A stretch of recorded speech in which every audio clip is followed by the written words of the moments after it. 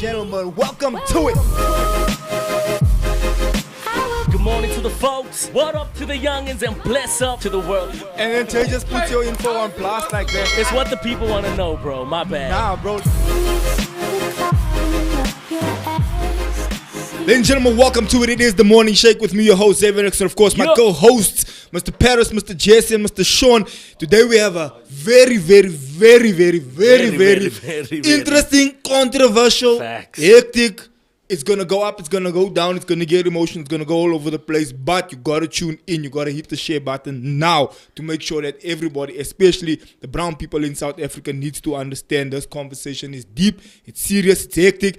But we're going to get into some detail, we're going to get into some facts, we're going to get into some history, and it's going to get serious, right? But before we get there, Mr. Paris, what's happening, bro? What's good? We definitely are excited. Good morning to the folks. What up to the youngins and bless up to the world. It's your boy, Jay Paris. We're coming to you live on this beautiful Monday morning from Johannesburg, South Africa. It's the Morning Shake powered by The Inside Show, and it's one of the best podcasts in the world. We are excited. Good morning on this beautiful Monday morning. Gentlemen, what's popping? No complaints. Why do you seem so serious today? No, we're not serious.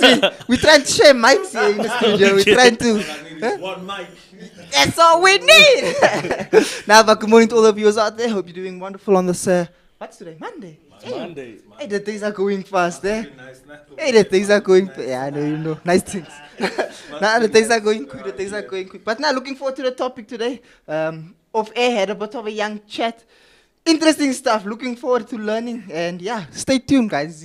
It's a great one, eh? Brown shirts for the brain. Oh, Come on. Monday morning. It's Monday. Good morning. Now, the atmosphere has definitely been set before set, of course, bro. And we, like Jesse said, we're looking forward to it, bro. I think it's time, bro. Yeah, no. I think it's definitely time we know who we are, where we're from, and that's the only way you're going to know where you're headed, if you know where you're from. Exactly. And so, of course, ladies and gentlemen, we have our guests in the studio. We originally had one guest, but the other guest is also so well-versed in this conversation. We were like, bruh, you have to come in and have this chat with us. And so he graced us with his presence as well. But today we have father and son duo, and some activists in the community, activists in the country actually, going through, spreading the message about what we're doing as brown people and just giving us context and just understanding as to how we move forward as brown people in this country. But I don't want to go too much into it because first of all, I just want to first introduce our guests and then we're going to get into the conversation straight away. Please do hit the share button. Please hit the like button. Guys, it's a conversation we need to share all around South Africa. We're going to clip this and get it going all over the place. But please hit the share button for everyone watching at the moment. Please drop your comments in the comment section. Questions, anything you have, drop it there so we can deal with it while our guests are in studio and we can have this conversation live while we're here now. And so, ladies and gentlemen, we have two Larry Varis in the studio, but we got junior and senior, but also, bro, we always grew up with that. You gotta have respect, bro. You can't just call someone, especially an older uncle. You can't just say the person's name just so, bro. Nah, bro. We were raised, our parents say, hey, you better say uncle. Other people later, hey, I'm not your uncle. But just because we're raised in that way to say, you must make sure you show respect. And so for the sake of the convo, for the sake of respect, Uncle Larry Sr., welcome to the show, sir. And then Larry Jr., welcome to the show. But before, I would like you just to greet the audience and just introduce them to yourselves, and then we're gonna get into the proper introduction. But maybe just greet the audience for now. Good morning, guys. Officially on your show. Thanks for inviting us. We have the same interest. We have to make peace with who we are. Historically, currently, and what we will be in the future. But I'm going to say this, there is nothing more powerful than an idea whose time has come. And today we are that idea. In terms of where we are in history and what we are setting in order. And we are building something that cannot be ignored. We are writing something into history that cannot be erased. Time and chance has tried to erode us. but we are alive and well, and we are going to come out in numbers. So I am called a colored in this country. I was made one. I lived with it. At a particular time, I was so happy with it because all I knew was being a colored.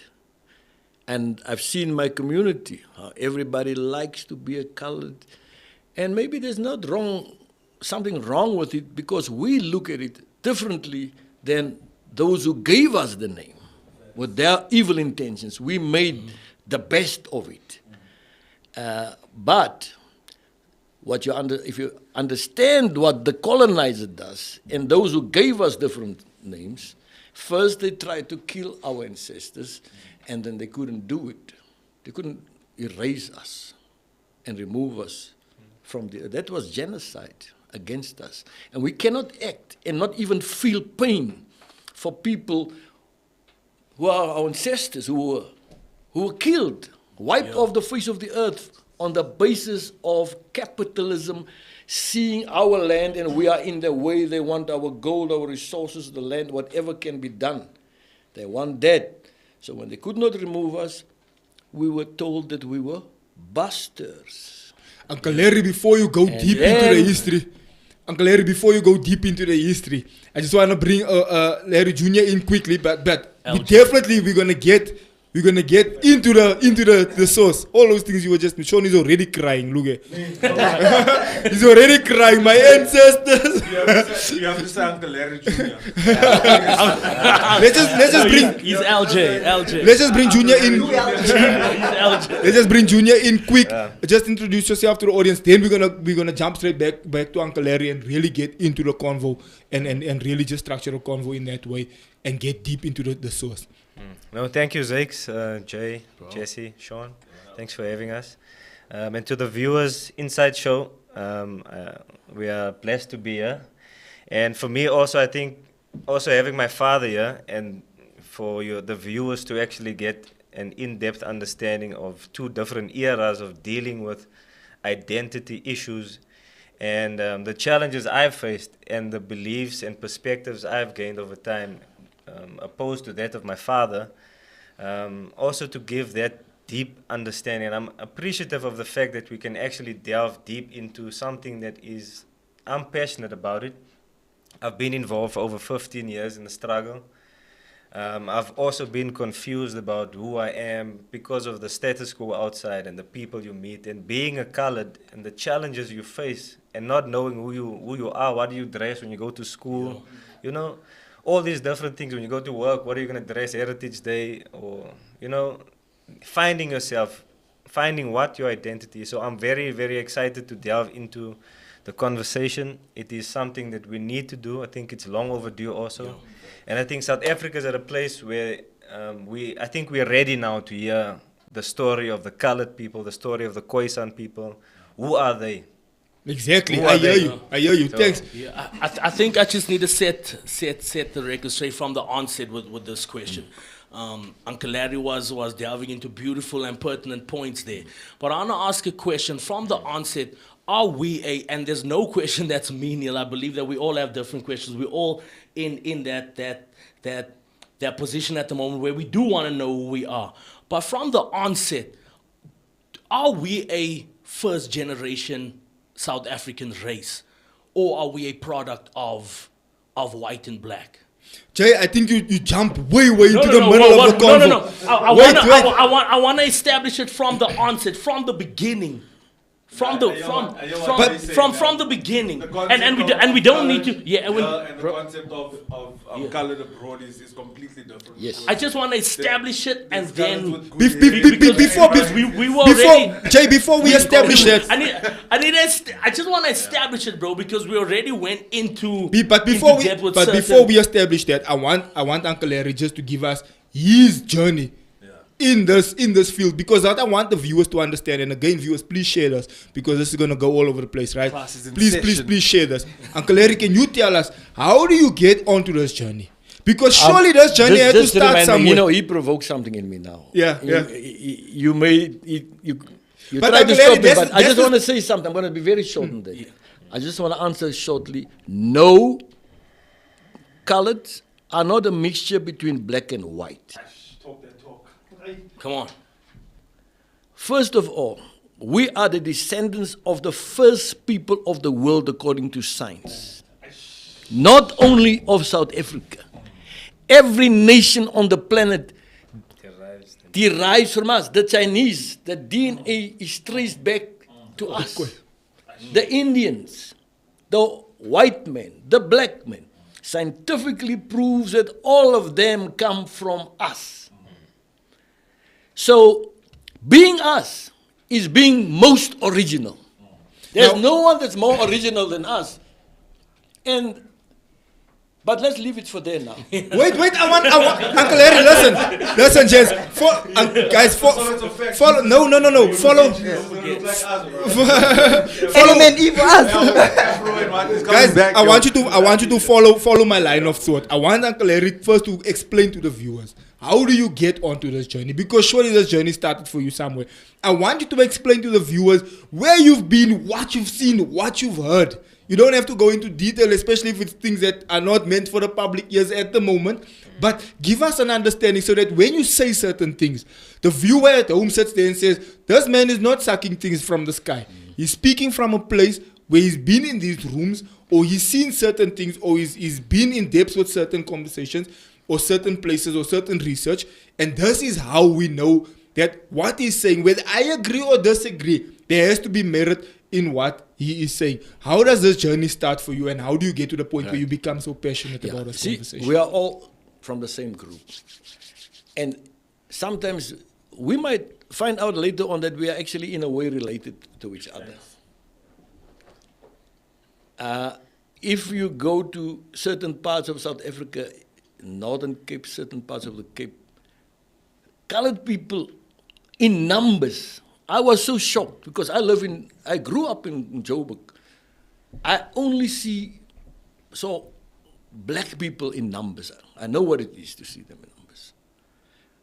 And living in Gauteng, in my day, when I was a boy, primary school, high school, even when I was a teenager, coming out of high school, you could not see the numbers of colored people. So when you go to the Cape provinces, then you see people who look the same like you, hundreds and thousands. And all of a sudden you realize you feel bigger. Yeah. You know, and you realize this is a nation. These people didn't fall from the sky. This is a nation. We all are the same. We look the same. Right, where did my journey start? My journey started at the age of 10. I'll rather call it an encounter, right? That preceded my journey. Here am I in my house in Germiston.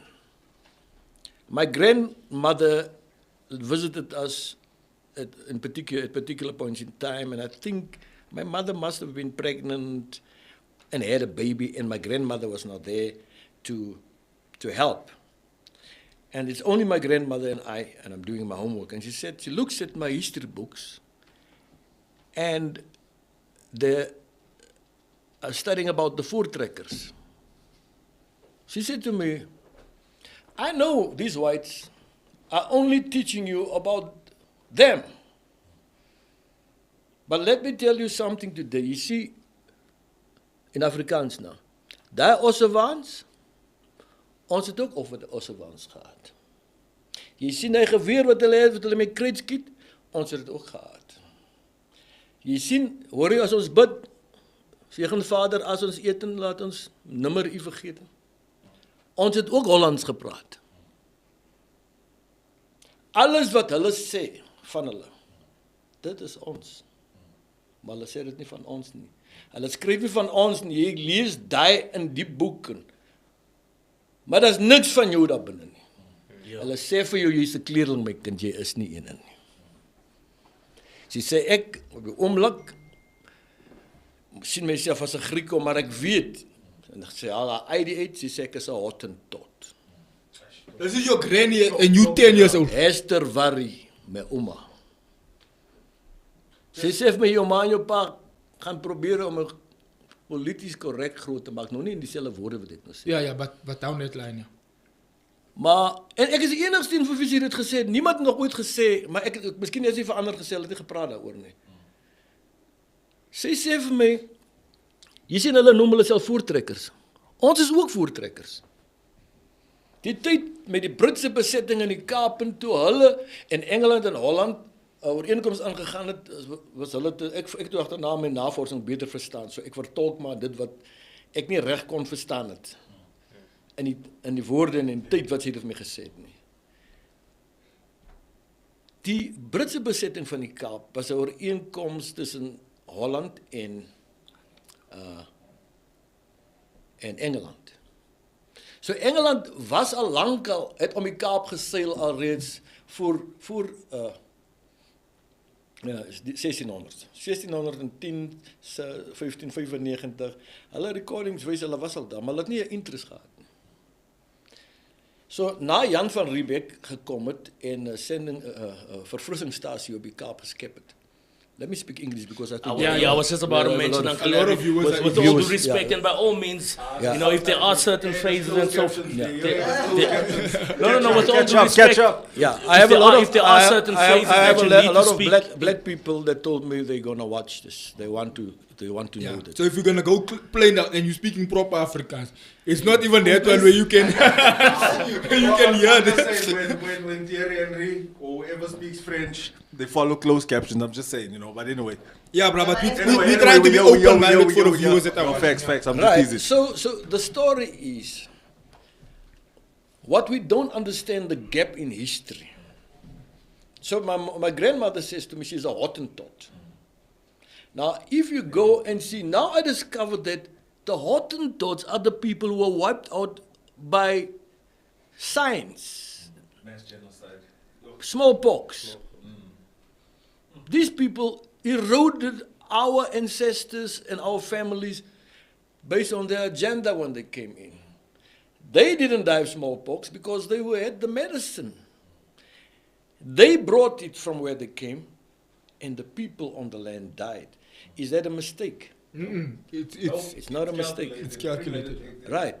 So now my grandmother is telling me actually I am a survivor Of smallpox. of genocide. I'm a survivor. Now we read a lot about the Jews who are survivors. Facts.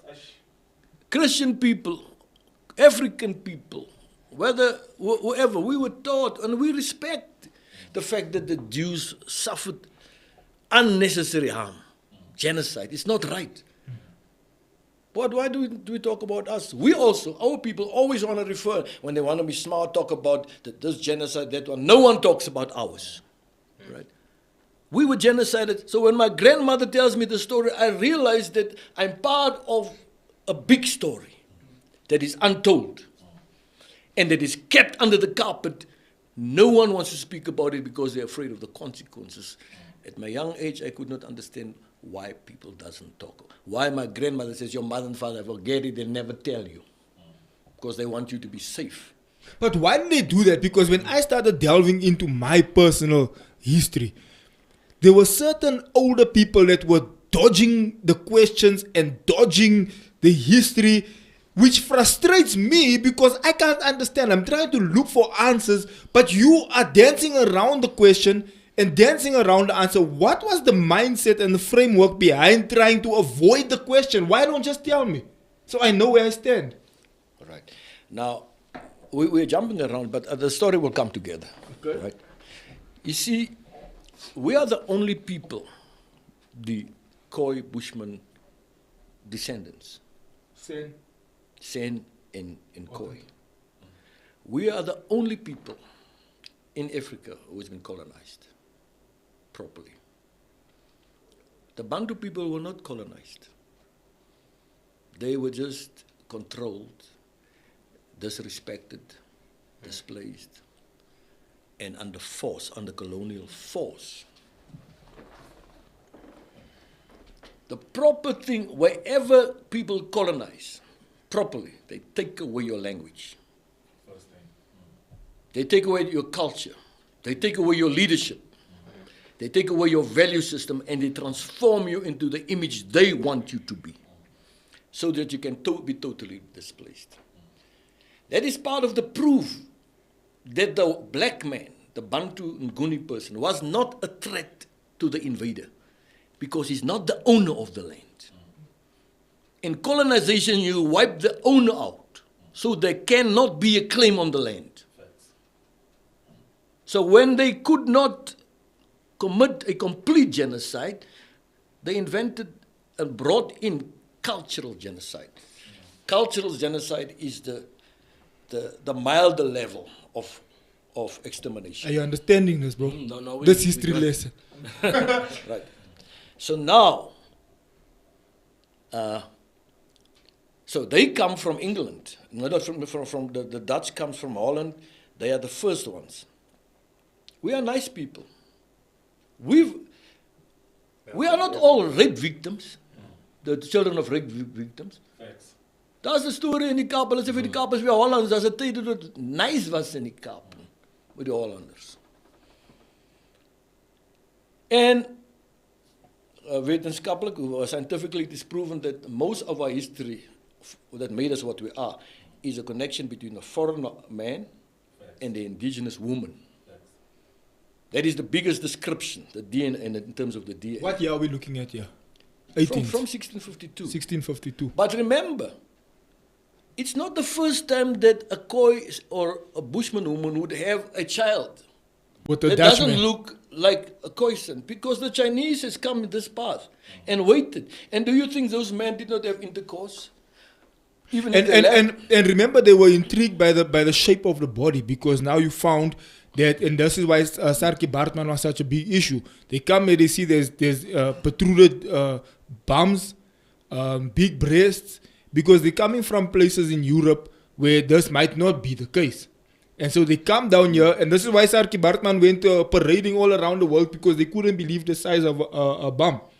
And so they probably came here and they found it as an erotic thing also to look at and to be attracted Let me to. interject there. I don't think that Khoisan people and African people are the only people with big bums. If you go to Europe, China, or China and small people, it will be more odd in China. But with Indians, most people groups will have some people. But do you think that was an attraction for the white man, No, for the it was- European? Yeah, look, it was odd for them in the fact that it didn't happen in those numbers, right? But they have undermined us as a people and found a purpose. This was not just taking Sarki Barnard. They took her on a business She became trip. part of a circus. Their business trip, made an exhibition of her and made fun. Yeah. Because it was the culture of white people to undermine. Just on what Uncle Larry is saying, there's actually, I don't know if you know about the Human Zoo, where the freak show, where they would take, the very short people from here, the dust, to that. So it wasn't just, voluptuous sister, KFC, finger licking good. It was a proper, where they used to take people to Europe and even human zoos, bruh. So it's sad. They made fun of it. No, but the human zoo, bruh. Okay, anyway. No, you know what you're saying. But I want to go back to Uncle Larry's history. So your grandmother tells you the story. Is this what sparks this thing to say? Yeah, I must go and find out. I remember at that time I'm confused. I don't know what to do. But it makes me aware that you in school, they're supposed to teach you something about you. But that's the point, to colonize you. The point Yes, is they are to keep the truth away from you. Nothing about me must be reflected. I can only see the bad. The white man is highlighted. He's Lord. And we still struggle with that today. People will rather respect a white leader before they respect And so a that's brown why leader. it's difficult to be a colored. Because you have been more brainwashed than a black man. You have been. You have been. Does We the see- Zulu still speak their language? Yes. Do they still have their leadership intact? Yes. Do they still have their culture intact? Yes. Did they have radio stations and TV stations even under apartheid? And did we have? No, we didn't. They have. The only people that has been colonized is the one who owns the land. Because he must either be genocided or culturally genocided. So when you refuse to be a Bushman, I spoke to this guy in Regenpark, that could be 18 years ago. He's standing with his daughter, with an Indian guy, his friend, and I'm doing a question awareness campaign. His daughter and his wife stands hanging over the fence. So this colored guy says to me, you can rather call me a kafir, never call me a bushman. So his daughter hangs over the fence and said, Daddy, but this was now after 1994, I think that they've changed a little bit of the curriculum. Daddy, but I've been taught by the very same school you sent me to that I am a descendant of the Bushmen. How can I be a descendant of the Bushmen and not you, Daddy? Then the wife said, stop it right there. Because they actually saw that he wanted to impress his Indian friend, not to think less of him, because people think to be a Bushman is lesser. Now, I proudly tell people, because even Khoi sounds nice, I tell them I'm a Bushman. Ek is a Bushman. Because I know they're supposed to, when they use that word, they're supposed to offend me. Right? But I explain it this way. When you want to make fun of me or offend me, then I tell you, you are right. I'm so happy you said it, because now you've acknowledged you're speaking to the owner of the land, and the land on which you are standing is holy ground because it's mine, it's not yours. Bushman beteken baasman, want ons is die man van die bos. When the Europeans came here, they spoke about us as the man of the bush. So we are the people of the bush. We own the bush. It has been changed, concrete, turned into a concrete jungle, but all the rights are ours. So when you refuse the identity of the Aboriginal, you are like someone whose ancestors left him a will for $1 billion, billion rands. And if your grandfather was Mr. Hendricks, and you say, no, I'm not a Hendricks, I'm a Johnson, then you can't make the claim because you deny to be that person. So the world must wait for someone to come and make that claim. But they're not going to give you the land. We are the people who come forward to say, as my great ancestors, the testament on the rocks, the Bushman drawings, is a testament to us. We are those people. This is our land. The claim belongs to us. When they came here, this is not a land that was open and unoccupied and there was no one. There were people living here. They found us. They committed. Not even international law can justify this current South African government in terms of their interpretation of international law. This was not empty space that someone, like you go to the moon, the first one on the moon, puts his flag up, and then you cut off the territory and says ours. We were the first ones to come here. No. This was not discovered. We lived here. They discovered us here. They found us here. They found us here and tried to get rid of us. Now here's my $1 million question. No? Where it really gets tricky. How do the person that's watching, the colored boy, the brown boy, and the young girl that's watching, how does she or he find who their ancestors are? Because it's becoming very difficult. And I also know that there were places just bang burnt. That question here, because I just want to make sure that people understand. Why do you want to reclaim your identity? The reason is exactly the same. The white man wanted money. He wanted your resources. And he wanted to either eradicate you or enslave you. Okay, we don't want to eradicate anybody. We don't want to enslave anybody. But we want to correct history. We want what is ours. We want what is ours. Our rights, our freedom, our ownership. We want restitution, we want restoration. Right? So the only way we can be equal with a white man is to give us back our stuff so we can be financially equal. The stuff that was stolen, maybe we will not take everything back. Maybe we'll say, okay, right, you've done some, we will acknowledge that we can't put you out and pay revenge, basically. All those stuff that we can get back. Yes, remember with the restoration of rights, We can. The land belongs to us. But they're not gonna give it. No, listen. The Constitution of South Africa. How do you force That's what I'm the asking. entity? Are those stuff If that I'm we sitting can there- actually can we If get I'm that sitting back? there, I built $1 billion business on this land, like what they did in Cape Town or the Amazon. A law. They're not just gonna give it back to you. Listen, the land. Okay. a law changes everything. A law. But They they're- came but here. they're not gonna just sit on the Listen, backside and give give me a it. chance Be now. that easy. A law, and you are the young generation. You have to take this conversation because we don't have to always fight with weapons. We can fight out what is the weapon that protects them the most. The law. They came here and they made laws, and then we can't overstep the laws.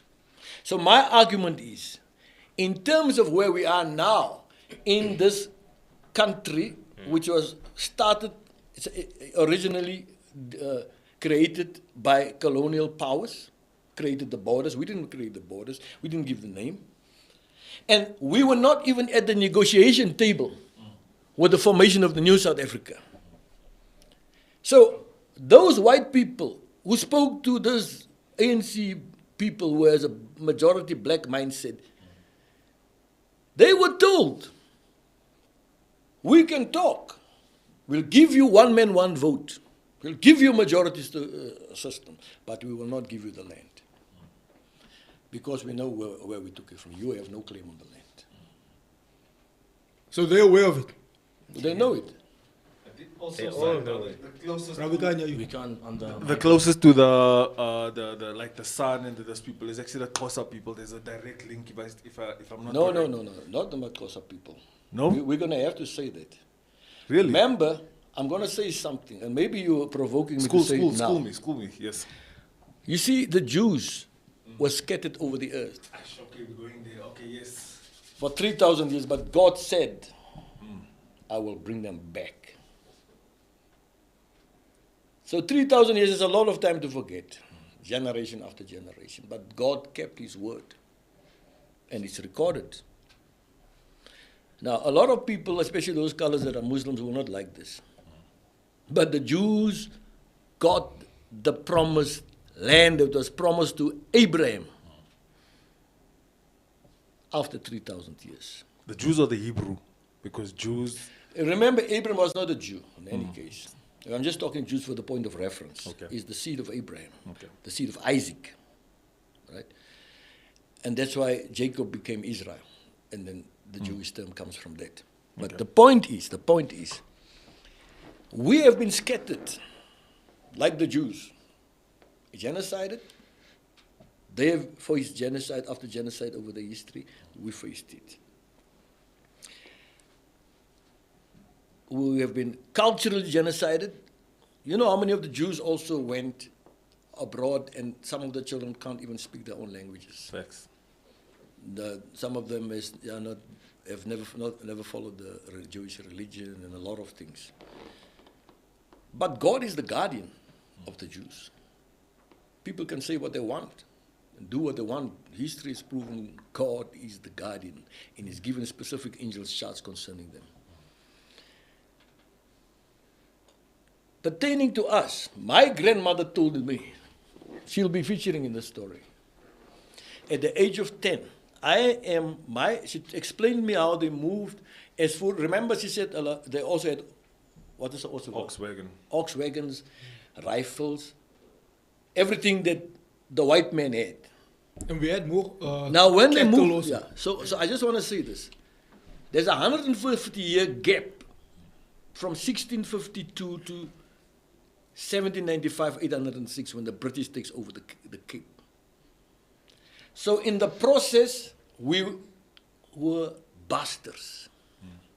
For 150 years. We were longer-term bastard than colored, because colored is only from 1941, 1951. It's the latest term. 40 years. I want to ask that in actual fact, and, But before and that, not to. pastor to Griekwa, then to... Yes. So But we were Buster is still in Namibia now. No, listen. Yeah. Listen.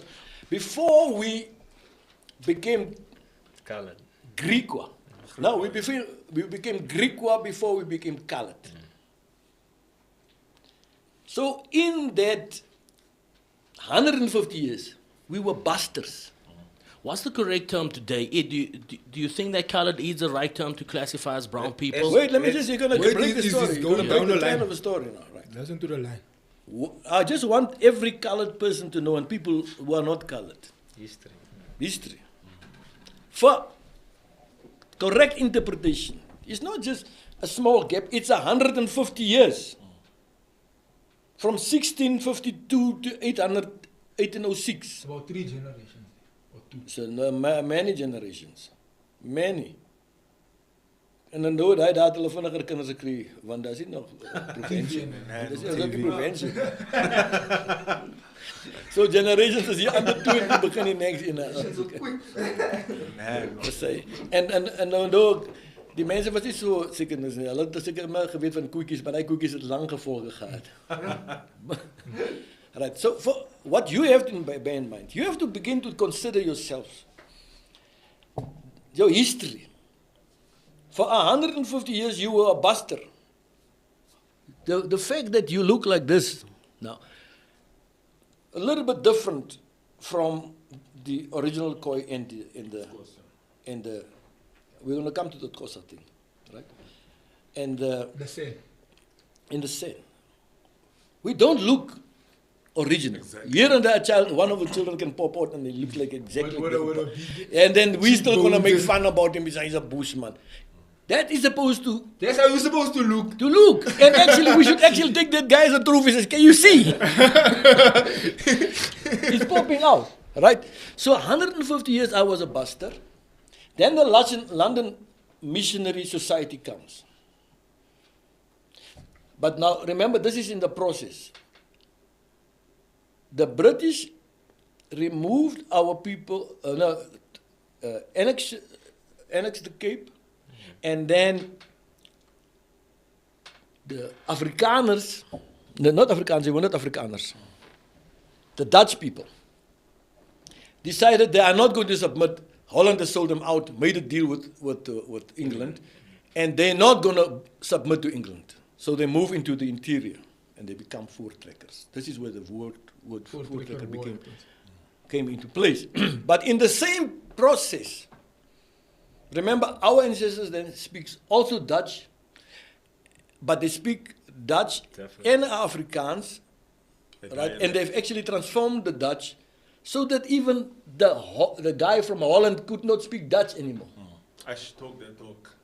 Van waarom They van began Afrikaans. to speak it like us. Ja. So much so that at a certain point, I'm just throwing, the first governor of the Cape was a colored man, a buster, Simon van der Stel. I'm just throwing that in. So put it in, it's Right. important. So they move in over 150 years. The British, they run away from the British now, right? And now it's in the 1800s, around 1800. They have become voortrekkers. They move into the interior.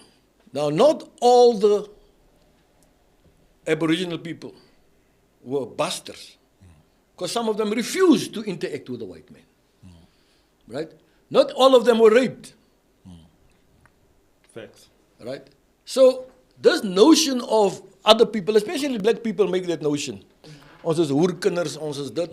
En hulle vat die woord buster. Now, why did the London Missionary Society tell the busters at this stage? This is now the voortrekker, the brown voortrekker, that moved into the interior. Tell them, you have to change that name. It's an offensive name. Because their understanding is what Israel was told not to procreate with other nations, intermarry. And so a person, that word comes from there, that Israel must not be bastardized, because the religion will be bastardized. And so God was preventing them to mix with others, not because there's something wrong with others, but because of the influence on Israel as a separate people through which God wants to achieve a certain goal until Christ comes. And that is actually a temporal measure, biblically, theologically, that after Christ comes, there's no more Jew, no Greek. God has accomplished his goal. The Savior has come into the world. That part of redemption is done. So we all So that doesn't matter anymore, It doesn't matter. right? But they sit, remember, most of the church read the Old Testament. They don't understand revelation knowledge. They don't understand the impact, the transition that takes place as a result of the context of salvation, the achievement of the cross of salvation. And Jesus is not even on the cross. He's not in the grave. He's seated at the right hand of God. He's ruling as the only human being on the throne, representing humans. But I'm going out of the conversation. Mercy seat, let's talk. So They were told not to call themselves bastards because yes, because it's an ugly word. But the truth is, if you can say that it was legitimate to call the person a bastard, and just because the Jews were told, no other nation had a restriction on other people not having children officially with another group. Right? And you can also see, if you study the history of the Samaritans, they existed as a community alongside Israel. They are actually bastards, the Samaritans. They were people like us. So people misunderstand and overstretch. But there are a lot of Dutch influence there by the bastards. Yes. They even look but like. Remember, there's the French also came, of people from the Franse genoten. They were here, the British. And the Portuguese. The whole lot of people came here. But a lot of Dutch influence, especially if you go up to Namibia. My wife is from Namibia, né? So I go there. There's a whole area called what's that area called there where the bastards live? Rehoboth, né? Rehoboth bastard. Dan noemen we ze ook Rehoboth bastards. And so they blocked off an area and that's their land, that's their place, that's where they from, right? But the influence of the Dutch there is so strong, né? The buildings. The Germans, yeah. The Germans, yeah. There was mass genocide from Germans also, yeah. So, but the influence of German there is so strong, yeah. A lot of those bastard people, if you don't know, you think it's white people. Yeah, the past for white. If you don't know, you think white, it's white people. it's But I'm past for talking white. long blonde hair, blue eyes, green eyes. But until they speak, then you realize, okay, this is not. So let me tell you something about the bastards. Those very bastards. At the time we were bastards, they were bastards. So with us becoming voortrekkers, they were also voortrekkers, but not named themselves voortrekkers. They moved. Our ancestors moved into the interior this way. And the other bastards moved into the interior that way, and they are actually the people that started Namibia. Southwest, what was called Southwest Africa. Yep. The territory. So wait, I want to get back to the. Can I just ask So a question? I'm trying to show you our influence. We, the same people, are now have two identities. As Namibians and South Afrikaners, not by our making. They insisted they're never going to change. They said we are bastards. Yes, so what? It is a kind of a mixture. So what? They, up to today, they will never allow you to call them a colored. Because it's a fact that they are not what they were. They were intermixed and no one's going to change. But then how do you get identity from that? Is that the identity? You are what you are. You are. So that's your identity then? Yes, your mother has a child from a white man. So your mother raised you in a support structure of the Aboriginal indigenous people. But I think that's what dilutes the identity for a brown person today. But that's the beauty Wait, of I want to being hear a what colored. Larry says. Yeah, I think this is, I was actually leaving my father to speak about the history of the Khoisan people, colored people, Khoisan people.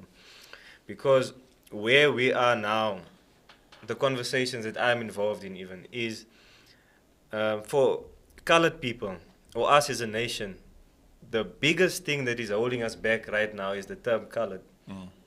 But there are people that don't want to be, they believe in the same way that bastard people believe. I'm a mixture and I'm proud of that. It's who I am. Whatever your roots is, black, white, whatever you intermarried with, your parents intermarried with. But the question now that is stagnating the movement or the progression of our people, the brown people, is the very term colored. I mean, high-level discussions, government, the leaders of the Khoisan, colored people, representatives. The issue right now is, and I think this is the biggest thing that we need to deal with, is how do we move forward we agree, we come from the same. Colored people find their roots in the Khoisan people, but they don't want to necessarily be, I'm just a Khoisan, because life is progressive. But we also understand that that is my root, and doesn't matter if a girl gets married out to another man, a father is still a father. She still has some form of a right to that family, even though her surname is maybe changed. So I'm not trying to, this is a very difficult, and I think this is why for me I'm waiting for this discussion is what do we do with the term colored? Because there's a lot of people, it's the most controversial racial discussion or racial description discussion in South Africa is how do we deal with this segregation of terms of people. Let's first by find the out term. where did the term colored originate from. Yeah, we'll get there. I just want to put this out because this, I want to emphasize it enough. The term colored is the issue, is the division caused within the colored community. This meeting that the Minister, Gayton McKenzie, and everyone that they're talking about is actually about the term colored and how it impacts the whole nation, the indigenous nation, the First Peoples. So for me, that is the most important discussion. Do you think it's right to use the term colored? No, it's illegal actually, technically speaking. Look, No, I'm asking you because Yeah, there's, there's brown people. You wanna hear me answer say this. brown people, I don't say colored. I wanna answer I this stopped question. saying colored long ago. Technically, I wanna the word answer colour this is question like illegal, this. my bro. I stopped saying colored long ago. I wanna but say this. I want to understand from you. Do you think it's I want to say right this. to use that? I want to say this to you. In 2013, we had a gathering in the Land Summit, which my father organized with government. So the Land Summit in 2013 in Kimberley, where all the Khoisan people came together in South Africa, where we had a Khoisan dialogue. Well, it was important for everyone to be there, majority. And I then posed the question, I think it was Zuma and his ministry. That It was Minister Nkwinti and the guy who was the one that was now became the Speaker of Parliament. He was the Deputy of Land. Yeah. No. So, but the point is this. I raised the issue, so they would call, how old was I? 17 years old. And they would call out, and, hey, colored people, colored, and I told the minister, I stopped him in Quinty. And I said, we are not, I feel offended by the term colored the same way you feel about the term kafir. Facts. Because what I was told is this thing deprives me of my identity, my claim, my heritage, who I really am. You understand? And that caused a big The meeting issue. actually was halted for 2 to 3 hours. But Okay, so the why point does it is- cause such an issue? Because if it's not a problem, No, I just why is wanna it tell causing you- an issue? Let me Wait, just I'm come in gonna here. finish. Let me rap. The status, I just want to tell you the status of this I meeting. want to hear your There was more than 2,000 delegates, 2,500 delegates, including government officials. It was a major government. It was a big meeting. Yeah, because I prevented the minister from moving on discussing land in a Gauteng meeting, the land summit. He said, listen, you have no right to talk about land until Because it's not your land. until Till we you spoke identify to the whose land owners it of the actually land. is. Exactly. So now government has now moved and organized about a month later. Because I said immediately, we want that meeting immediately. Yeah. For you to move on, Khoisan leaders must come together. We must reach consensus about the land. And from that consensus, you Then you speak can to see. us, and then we will make an agreement with you concerning the land, but you have no right to You talk don't have about right. it. Yeah. So the But I wanna minister hear- acknowledged that. So we are now having this conversation. So they know that, no? Yes. Okay, Because- but I want to hear what And so Larry when was going he to say. comes there. now, he says they want to keep her, but remember in the context the minister was wrong.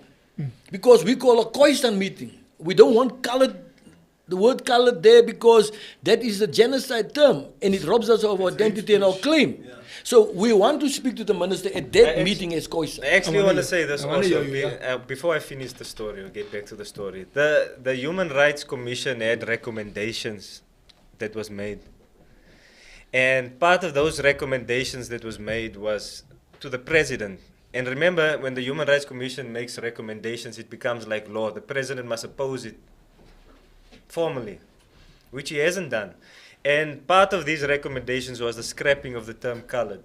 It was made by the Human Rights Commission. Interject, it was scrapped in. It wasn't officially Or scrapped. declared in 1992, bro, when the word Yes. kafir and both those words, kafir and colored, were abolished. Yes. Right? But remember, this democratic South African government has recognized the name, even though it was scrapped. And colored people, have acknowledged and embraced the term. Of course, we made it cool. So now that was my issue earlier, is how do we deal with where we are? Because 80% of the Khoisan community is colored people. I think to deal with it is to get back to the point as to how it derives and where it comes from. If the brown person understands, you'll hear me, I don't use the term colored, it's long now. If the brown person understands their history, and part of my issue with this thing is this past Heritage Day, last month was Heritage, this past Heritage Day, there was something that happened on social media. That Before you get there, I want to ask you this question. Is if you want to, let's say the Khoisan community, they say is about 90% of colored people are Khoisan people or derive themselves from Khoisan. Now, if we want to speak to a certain group of people who identify themselves as colored people and we don't want to use the term colored, already we've pushed them away from the discussion. Because I've been in discussions, whether I level with normal people in the street, wherever, and in order to engage in a conversation with someone, they must be able to relate. You understand? yes, I understand that. And the relation in which I even can speak to them is colored. Now I even got to this conversation about my father because we come from two different Schools of thought. or eras, dispensation, generations, generations, yes. And the biggest issue, and I mentioned this earlier, and I really want us, I hope we can achieve something pertaining to dealing with the term colored. Just the term, because that is it's the most divisive thing in the Khoisan conversation, in the land conversation. But that's what I'm saying. The term colored needs to be first identified as to how it comes into play, where it comes from. So if the brown person understands that, hey, Wachman, this is the name the colonizers gave us to prevent us from our claim of the land, like Uncle Larry is saying. To serve a cultural genocide. To serve for a cultural genocide purpose. Then the brown person, because come I tell you something that happens, right? That I found very disturbing. Last month, during Heritage Month, this one lady goes to work with a gown and rollers and a cigarette in the mouth and all of that, right? Okay. As South Africans, we funny people, right? We take pain and we turn it into jokes and we make fun on social media. We take something serious that happens and we turn it into something funny. I understand the humorous side to the post. I understand the humorous side to how it comes about. I understand that. I'm not oblivious to that and I'm not ignorant to that, right? But where it's sad for me is that the person who reasons that way, and what can I tell you what hurts me as a brown person, is that a lot of the black people and the white people are not laughing with us, my friend. They're not laughing with you, my friend. They don't think, hey, you come here with rulers and a gown with a guai in your mouth. They like, cake for stupid. They despise. But that's You don't understand you don't know who you do not know who you are. Exactly. And so you think this is a joke. This is not a joke, and I get passionate about it because I've done research as to who I am. You have too. And when you understand that, I say, whoa. Actually, you took my history, you took my heritage, you took my ancestral power and authority, and you've turned it into a gown and a guai. That's not who I am. You've turned it into Eldos and Regenpark en daar. Hulle skiet mekaar, hulle sit op die hoek en drink en sit en rook okkapai. You've turned my rich history into a joke. And I take big offense to that. And so if you tell me that I'm taking offense, you're 100% correct. That comes in, we are better than you think. We are better. I take mad offense to that because that's not who we are. That is not who we are. And so that's where my challenge comes in. If the brown person, when it's Heritage Day, doesn't understand that I'm not supposed to be going with Levi jeans and Cavelas to school because I don't know what else. When the Zulu always coming with his outfit, when the Xhosa girl is coming with her outfit, when the whoever it is, they come in with their clothes, and then you as the brown lighty, you don't know what to wear. Yes, because you want school as to, hey bruh, this is your story. Here's the dope thing now about, again, the adaptation of what we did. It's the same like the word nigger, you know. It was a derogatory term, like, you know, the worst of the worst. But they took it and they made it a thing. It's the same like colors, because if we look at the colored community now, everyone from every race, from everywhere, is there. You know what I mean? And But bro, the colored community, and I'm using the term colored carefully, but the colored community course. is in shambles, bro. It And is. the It's reason it's in 100%, shambles and the but- reason we don't have representation on the mainstream is because we don't have the identity, because we do not know who we are. So we don't know where we fit in. We don't know what we can and cannot say. We don't know where we fit into this big picture. But- And this is why this conversation is so Can I- important. Can I- What Are you a college what bro? I'm saying That's what I'm is- trying to no, no, find no, no, out. no. That's But- the conversation. but- Should we even be called? We're not. That's what I'm sitting and also trying. Like my brain is going wild, Jod. Can I call myself colored then or what? You understand? So where am I? Do I say I'm a koi or what now? Okay, let's do this. Let's answer. Let's- Uncle Larry, let's can do you this. answer this question for us, please? Because remember, there's a generational issue also between us, and we have to talk about Daddy. But you know, the people my age, they think this way and this. Yes, but there's old people thinking. But Uncle Larry, this is the problem. The fact that there's so much division. This is why the lighters are sitting and smoking oka. So- this is why they don't have direction. Because they don't know where they fit in. Yes, okay, because you see, you're not just displaced because you don't have a job and all those things. You displaced because you don't have You are a identity. historically displaced person. You are the owner of the land, But you don't know. of the plot in the house, and you're living in the In the Zozo, backyard. in the Zozo, and the one who robbed you is living in the house. But it's your house. It's your house, right? And you This must is go the ask for situation. hot water now and then. When you say you're a colored, But it's your now even as a new, the face of the oppressor has changed. It's black. It's black. And he's in cahoots with the white man, stopping, preventing, obstructing the Khoisan issue to come to the fore. So our issue is, right, we must find a way that we don't fight with each other. Because people who don't know why is a colored. There was a day in my life when I fought being a colored. Right? I told you the story, and maybe we'll bring it in somewhere now with my sister, that prevented me to bring the Khoisan story to her. Right? So I discovered at a young age that I'm a Khoisan. I'm indigenous. I'm not a colored. There's more to my identity. I'm displaced in history. I'm displaced in education. Even in church, when they preach, we have to submit to what the white man says. Right? There's a lot of good the white man brings, but the worst thing that happened to us is that we are Christians now, and the white man is a Christian, but he has money, silver, gold, and we have been taught to embrace poverty and to struggle until we get there the year after, and Jesus will reward us. Poverty equals humility. Actually, he will reward us for submitting to the white man. That's what, you know. Because Mike, bro. there's a different Bible also. I know that where they used the Bible to say, thou shalt submit to your master, and then they made themselves God over the people, you know, which there are Bibles that have been specifically doctored to suit the white man, you know, and then obviously... But that was actually for their own indoctrination. Yes. The And dogma. then they enforced it on us in their preaching, in the communication and interpretation of what the gospel is. So even colored preachers, I'm calling it colored now in general, they are so brainwashed. They are preaching people to heaven and making them redundant on the earth. They are acting like we don't have rights and we can't fight for our rights. We're living in a democracy. We're not living 2,000 years ago and 4,000 years ago.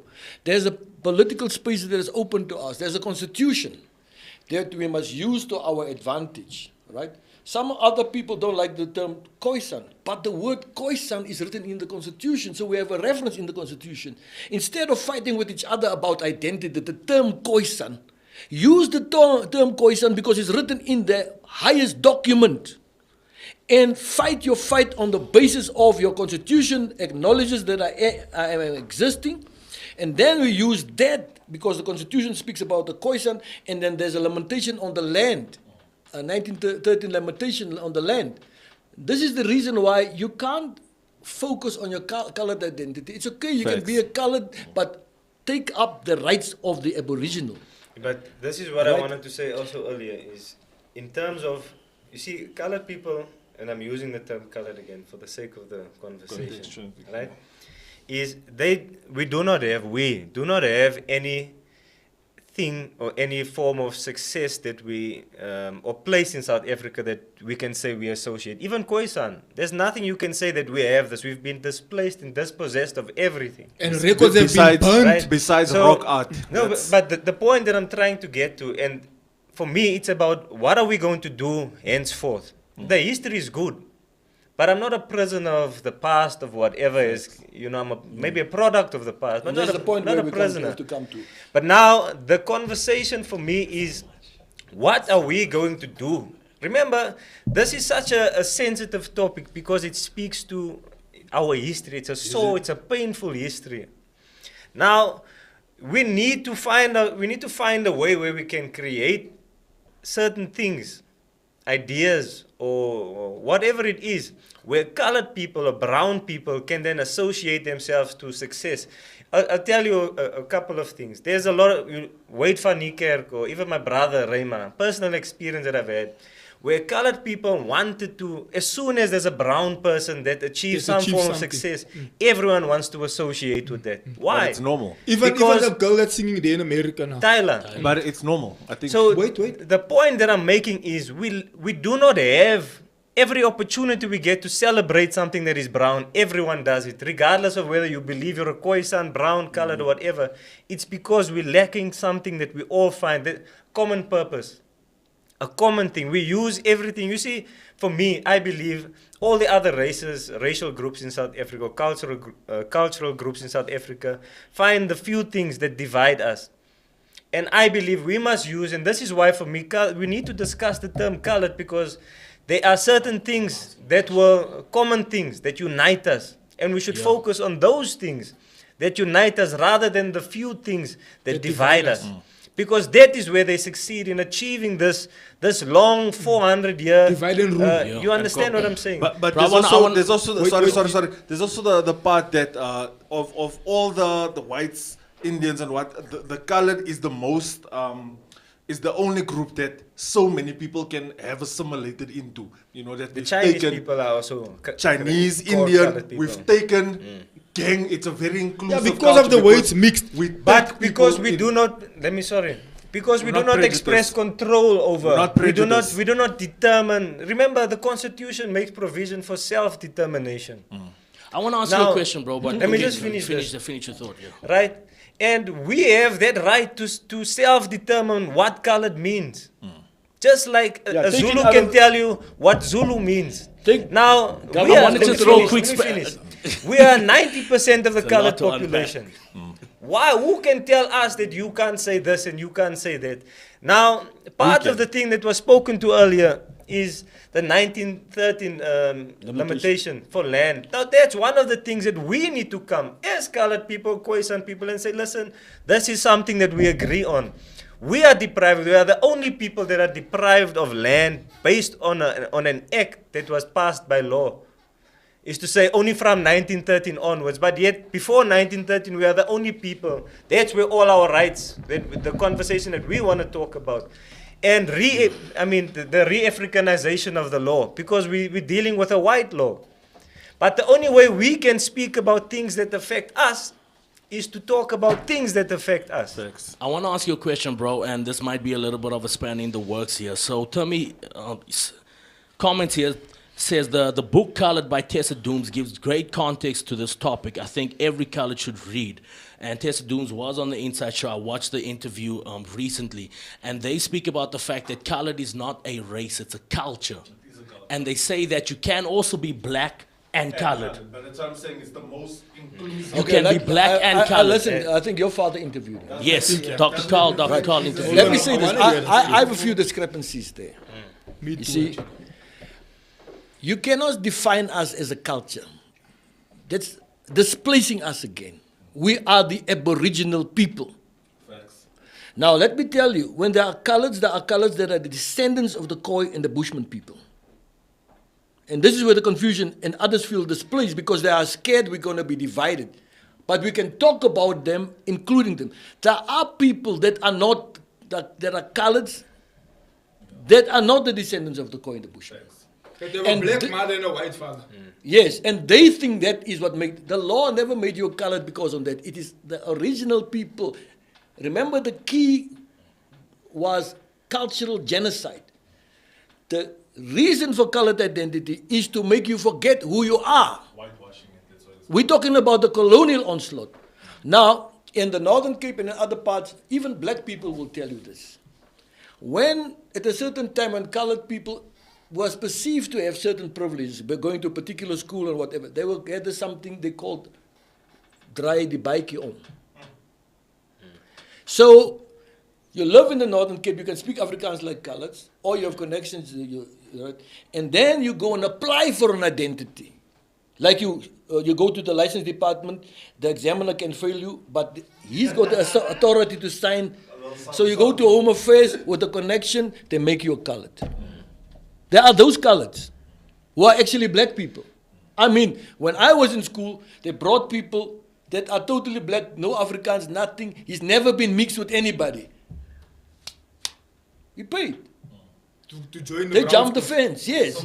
Now you see, no, some of those people, has now, like those who were with me, they have married colored people. They was a black... And loved in a colored Yes, he was a pitch black guy. Couldn't speak Afrikaans. Ek onthou nog aan een wat langs gesit het, die onderwyser vra van Masana 2. Boeie as hy gekom met die koers meneer. He's a Sotho guy. He's got no connection to being mixed, but he got a document. Someone paid for him to be called a colored. I spoke to another pastor, my friend of mine, he's a Makosa. He said to me, Raymond and myself was ministering in his church, and he's so impressed with us. He said, hey, you know, I like colored people, man. The way they do things, I always wanted to be a colored. You know, my aunt actually organized everything for me. I was already, everything was organized for me, Makosa. I was supposed to go into school. Now, what happens is with black people, if I marry your aunt, then your aunt is not married, is not colored, and that gives you a right to bring all your other people who are not like your children being mixed with a Khoi or whatever. Then you bring them on your ticket, and you make them colored. They come and live there for whatever reason, but you go to whoever has the authority to make that person in Home Affairs, to make him a colored, and you're a colored. So that's the issue we have. Some people, and those who are the descendants of the Khoi and Bushman people, must not let those people who know that they are the procreation of a white and a black, or hulle die baadjie omgedraai. Nou wil hulle vir ons, now they want to prevent us from the correction that we need in terms of the land and our identity. So there are those two streams, right? And I'm calling on those people, just be honest with yourself, don't block us, allow us to make our claim on the land. But we've always been accommodative. You know, under apartheid, if we had to go and complain about a black guy that is not black, that is not colored, once there's a complaint lodged, the police was going to come and remove him and take him to a black town. We've accommodated these people irrespective of the fact that we knew. But that's how we lost our land in the first place, because of being No, but we are nice people. We are better. That's how we lost it to the Dutch and the British. Want ons wel nice is. We like Jesus, bro. Listen, remember, we like Jesus, bro. I'm just saying. We like Jesus, right? We are better than what you He think. didn't take the L, bro. He took the dub. The term Ubuntu, Yes, sir. they've taken it from us. We will teach you Ubuntu. Of course, even Because like we Afrikaans. demonstrated you can come and live with us, hide under our identity that they impose on us, because we don't even know whether we must accept it or not. We are discriminated against, and you find it a privilege to be identified as a colored. So, okay. Let me ask this question, in light of what everyone has raised, even yourself. Is the one thing that is painful and the one thing that is very important, and that's what I'm passionate about, is this term colored. And I think that's why we're here, is finding our identity. Who are we? And for whatever the challenges are that we face in the past, the history, it's good to have the history because it tells you where you're coming from. But for where we are right now, we understand there's the divisions of the Khoisan and the colored, and maybe the lack of identity for a colored person. They don't know who they are. So they force themselves, because they've only known to be a colored for the last 30, 40, 50 years. So they want to be there because they're comfortable with that. because it's all they know. It's where you find identity. So yes, it's all they know. So how do we move? Because that's the painful part, is how do we move forward in educating people on who they are, number one. I've got an answer for that. And then how do you move forward in creating a unified group? Front, yes. A unified front, a united front, right? UDF. The only thing is we're going to have to compromise with terms. We cannot let terminology divide us. They called us, the first people that were called kafir It's is us, not the blacks. Technically not, because we can go into it where the term was. Okay, but anyway, Now, okay. let me tell you why. You see, the term kafir comes from the word kafir, Yeah, okay, yes, I was going to go to that. and yeah. it comes from the eastern countries, like, Northeastern. for instance, the Malay people that yeah. got there based on the fact that they are Muslims. What we call a heathen, they call a kafir. Someone, an unbeliever. There's Arabic Facts. origin. Yeah, unbeliever, right? So remember, when the Dutch came here, we were not Christians. So we were heathen, According to them, yeah. unbelievers. According to them. According to them. Yes, right. I'm talking about the understanding and the language of the day. They were unbelievers, they were heathen. So for the Malay slaves that they brought, we were also unbelievers because they believe in the God of Abraham. Even the white man believes in the God of Abraham. So we are unbelievers. That's the word kafir, right? Now, let me tell you, I spoke about the origin of Afrikaans with AfriForum guys. They actually came into my house ahead of a meeting. In fact, they sent a representative. And we spoke about a lot of things, including the language. Which is important. Yeah. 'Cause it's- So the language is ours, just like the land is ours. yeah. It's not a the ownership of a dialect. white man. It's a dialect. The Dutch has from colonized a lot of people around the world. They speak Dutch there. Those black people, wherever they Yes. colonized, they speak Dutch. Here we speak Afrikaans. Afrikaans. It's our dialect. And Afrikaans was not accepted by the white men until the 1900s. They took 300 So where years. Afrikaner come from? From the boy. The first people that were called use the word Afrikaan. Afrikaner is Khoi people. The bastards in Namibia and those in Rehoboth. One guy his surname was Afrikaner, then his son was called Afrikaner. Maar the people Wait, from wait. Oranje, Wait. hulle glo hulle is Afrikaners. Listen. the Even rrr, this is the what I rrr told boer. No. AfriForum. Oranje. The first people that called themselves, even by name, Afrikaners, Afrikaners. are the Son. bastard people. You will never find a white man with a surname Afrikaner or African. You'll never find a black man unless hy het 'n bytjie aangetrek. 'n bytjie gechange. With the name of African or Afrikaner.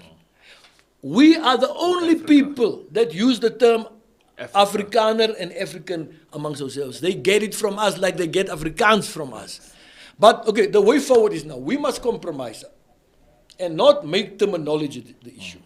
The word that you made me understand actually is strategy. We must have a way forward that we don't fight about, ek is nie 'n colored. Nee, that's not the issue. Ja, dis nie soek ons se land. Ons soek ons land, ons soek Give me ons my land identity, back. ons soek ons regte. Right? Now let me throw something in here that I've prevented from throwing in based on intellectual property. Right? The law and the constitution as it's written, the Codessa arrangements included the apartheid government, who was actually instructed by influential people who controls the economy, of which they used F.W. de Klerk as an agent to change the National Party, The Queen to of bring England change. and the Vatican. Put Botha, all those guys. That's actually like other people might term it the Illuminati or whatever. These people infiltrated the National Party and engineered a process for change. This is where guys like Cyril Ramaphosa and them are coming Nelson Mandela. And So sure. That's why they Right. killed Steve And that Biko. That's why connection, they Cyril killed Chris Hani. connection, learning about Mandela. Cyril was never in the ANC. He was sponsored by these rich people to study and Stellenbosch mafia. start yes, whatever. Right. So But that's different, bro. Because also when we watch the tapes, nah, and we study history, we always see those people there, or Ramaphosa, Sikwale. There's another Even one. Zuma. Besides Theo Jay-Z, Zuma the other besides Jay-Z, but You are Toko still alive, Sikwale, you still in here. there was another figure that was always with him. I forget. Nelson But Mandela. those people were put there, right? That's why they killed what's his uncle's Steve name? Biko. Steve Biko, number one, because he spoke their language, right? And Which Oliver Uncle- Tambo. Uncle Larry saying, no. He didn't say no our land, he spoke their language, law. You understand? That's why they killed him. And Chris Hani also, you see, but he okay, anyway. But the point is this. We were not at Kodesa. Whoever spoke at Kodesa, He didn't speak on if he Albert. was brown, he spoke as a colored person, a brainwashed colored. He did not speak from an Aboriginal perspective. He did not represent the owners of the land.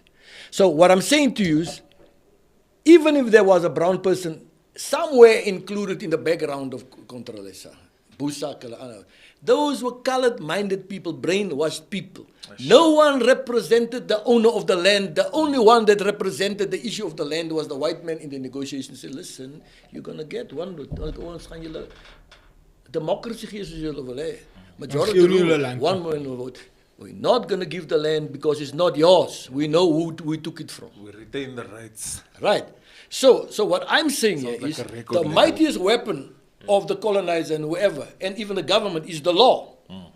I've written, Jacob Zuma was the president, I wrote him this letter, 2017, dated 21 June 2017. And I addressed the issue of Aboriginal law. To tell them you have a law. You conspired with the colonial powers, you made a deal with them, and now we call it the Constitution. At least your Constitution mentions us and makes us citizens, equal citizens, and we have to be respected. And you talk about restitution. For us to be restored, you must first understand that we have our own laws. We have our own freedoms, our own rights, protected equally under international law, because we are a people group. There's no international human rights law says no people group or community is superior to another one. Predetermination. The Afrikaners made sure that the constitution included self-determination. But it's not unique in the South African constitution. That's a human right, international human rights law, international best practice. Self-determination. The constitution, the very constitution is based, democracy cannot be without self-determination. It just doesn't mean that majority rules and everybody must go with it. Democracy also means that you have a right of self-determination, you, as an individual. Families have the right for self-determination in terms of religion, culture, whatever. That's why language groups must have a right to self-determination, right? So why will us as people with an Aboriginal interest, or for which international law provides, why can we not see ourselves as a distinct people? Now, they want to drown us into the concept of South Africa, a colonial state. Now, I want to say this. This is very important for you to understand. Those who came and created South Africa had a conference in Berlin to divide Africa. But they themselves were oppressed before they formed the countries of Europe. After being oppressed by the Roman Empire and the Roman Catholic Church, when the Roman Empire crumbled, the grip of the Catholic Church also crumbled over Europe. So, to protect themselves, those nations, those European nations, decided amongst themselves that, now I must just say this, every colonial power takes away your language, your identity, everything, your value system. So they said, in order to protect us, we must now, as Germans, as Dutch, as whichever European ethnic group, protect us by validating our identity as Germans, our language as Germans, our culture as Germans, the value system of Germans, and we must create a border that defines German territory under which will be subject to German law. And so every country, every ethnic group in Europe marked off territory, and they agreed with each other to respect each other's territory, because in that territory will be ethnic identity, ethnic government, respected for your ethnic self-determination. And the preservation of their culture. Yes. And that made them a powerful groups of people, because they can celebrate their identity, who they are, and not be oppressed by a foreign identity like Britain that came here, and this ANC government that makes English the official language of the land. When you read the Constitution, they say the only reason, the final authority when you interpret this Constitution is English. You colonized already by the Constitution. But we still on the coat of arms. Let me finish. Let me just come in this. Now, when these people came to Africa to colonize us, you know what they did? Quite the opposite.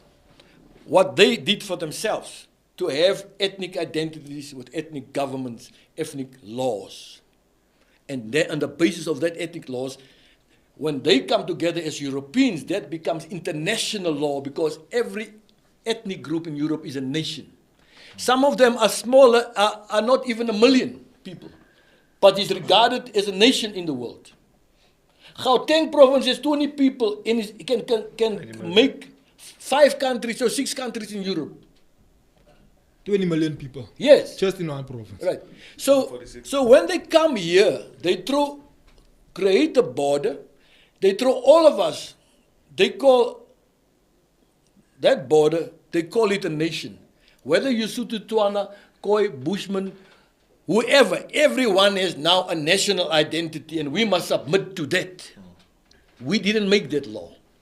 Totally different to that, right? So what I wrote in this document, you'll see Zuma, he must have read this document, but never acted on it. Because we are the first ones who spoke about the Africanization of the so-called colored person, because we are from Africa. Africa has Bantus, and they have us, and there's also not Arabs, so there's the people in the north. The Northeast Africa. Let's call them Arab. Egyptians, maybe Arab influence, right? Right, so there's at least 3 long-term identities in the continent of Africa. But the question is, why can we not address the issue of equality with European nations on the basis of ethnicity? Why can the Zulu not have a territory to rule himself? Promote their culture, their language, have maths taught in Zulu, science taught in Zulu. Why can we not be equal to a European nation? Why can the Khoi and Bushmen not be self-determined enough to define a territory? We are willing to let the Zulus, it's not the original land, but can make a deal. Like in Europe, they form international law. You take that territory, there.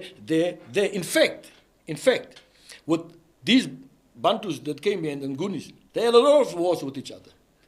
Our ancestors actually pushed them one side, you there, Shaka you there. Zulu. Yes, in fact, at one stage, the Khoisan people defeated the Zulus who chased the Tswanas. And our ancestors put the Tswanas there. To Botswana. Yes. We That side. protected them. We We protected protected them. We defeated They in the Botswana. Zulus, yes. Yes. We disciplined Story them runs and deep. kept them there. Pastor. Now, you see, just because... But you see, you must know those things. Yeah. Now, I can tell you, people will not like what I say. When Verwoerd came here, the long-term agenda was going to be the same route that Europe took. To colonize give the ethnicities, no? To give each ethnicity, German, Dutch, But they struggle. Spanish, whoever, all those nations in Europe got a border of themselves to govern themselves. Verwoerd was going to do that. But we are denied of that just because it's Verwoerd's thing. I want to get to this thing that you brought up in the beginning, the Gaten thing that's happening in Cape Town, because we're over our time. But I think that Gaten thing is That's the important. 4-hour special. Niemand gaan eens toe vandaag. This is the PBD. I think that Gaten point is important. Or did you want to mention something just before we get to that? No, Gaten we can thing? deal with that. That is important. Because I want us to get into that because we're over our time, but I want us to mention you it. see, Okay. yeah. Yeah, now I was speaking now. You Okay, see, go, Larry. The most important thing for me is, I'm on these group chats with all the kings and chiefs and of the Khoisan community and so forth, And the discussion there is unity. That's the one thing that has divided our people in the most devastating ways. Us, ourselves, self-inflicted.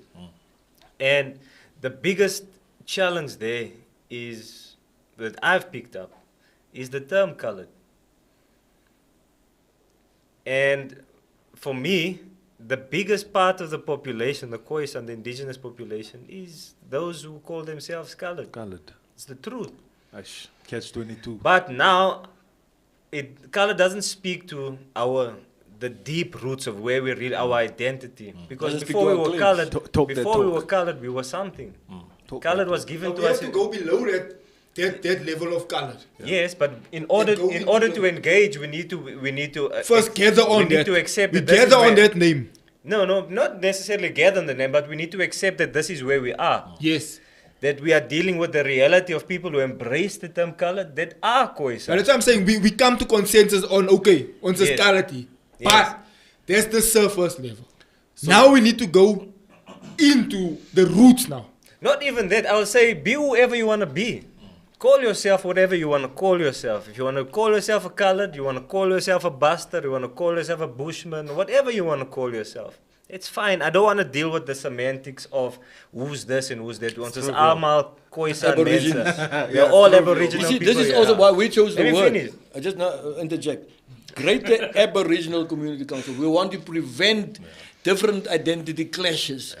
We are all Aborigines. So coloreds must just accept he's an Aborigine. We'll deal with his coloredness With the other terms later. Later. Okay, But finish let's unite as With the Aborigines. softing, we'll get to Now, the Gaten mentions on his TikTok, I don't know what was a TikTok or whatever, where he put out this video of the meeting in Kenilworth.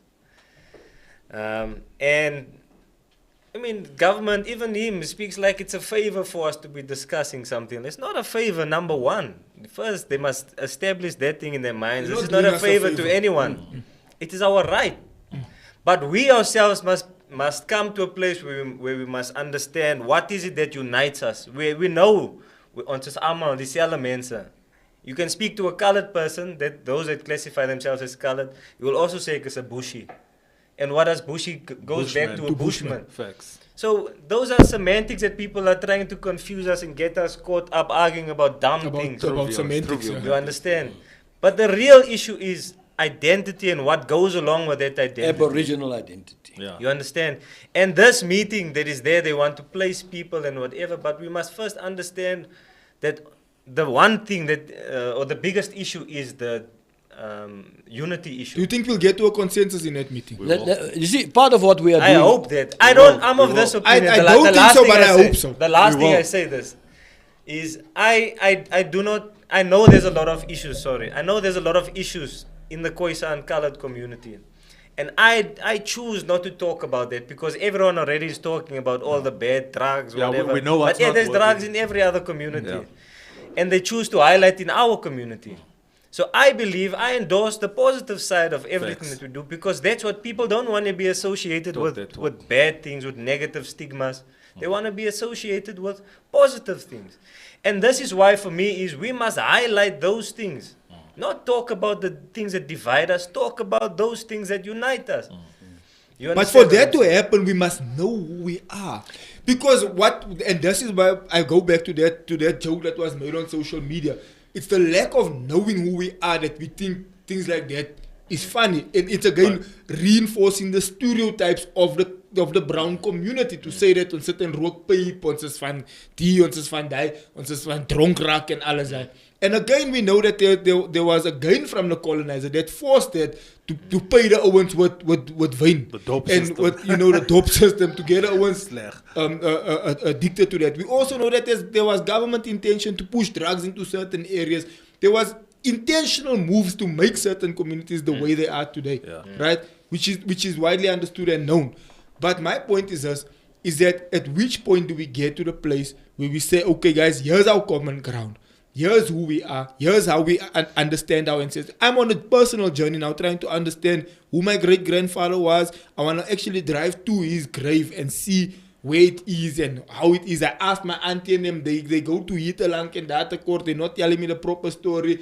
Now I went on to Ancestry.com to see if there's any kind of what do you call this thing, documentation to see that, okay, this was my great-great-grandpa and he had relations with a Khoisan auntie here when they came to South Africa. And this is how I can track my line. Because if I know that for a fact, in a conversation like this, or in a conversation with or debate or something, I can stand on solid facts to say that, I'm from 1, 2, 3, this was my great. But the lack of that makes me float in the air. It makes me like not know who I am. Yeah, but let's say this: while people are still finding where they are, right?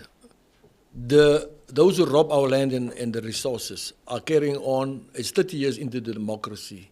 We still haven't made inroads. Yeah. Right. So Why? our agenda is GEXA. We've reached high-level negotiations with government, but it's always when we just reach a point and the sellouts come and they want to sell us out. Look, we make the demands that we are owed by law. Right? Reparations. So in 2013, I stopped the Minister Nkunti, from making a conclusive law on land. Because I said to them, you don't have the right to speak about the land without the land owner. Government has no land. Show me where the government is. You know, even in reality, most of the land is registered in private names.